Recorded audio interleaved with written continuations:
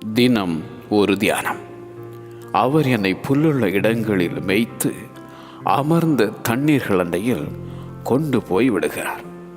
சங்கீதம் 23:2.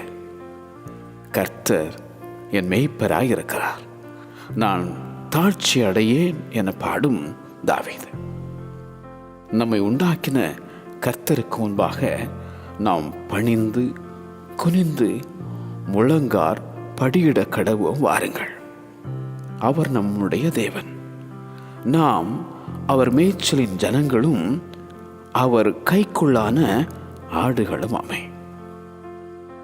ஆடுகள் இஸ்ரவேலின் மலைகளின் மேல் நல்ல மேய்ச்சலை மேயும். என் ஆடுகளை நான் மேய்த்து அவைகளை நான் மடக்குவேன் என உரைத்த கர்த்தர். பயப்படாதேயுங்கள், வனாந்தரத்திலே மேய்ச்சல்கள் உண்டாகும். தமது கோலினால் நம்மை மேய்ச்சலுக்குள் நடத்தும் நல்ல மேய்ப்பர். நானே நல்ல மேய்ப்பன். நல்ல மேய்ப்பன் ஆடுகளுக்காக தன் ஜீவனை கொடுக்கிறான் என்றார் இயேசு.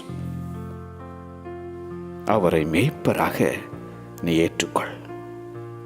உன்னை நல்ல மேய்ச்சலுக்குள் அவர் நடத்துவார்.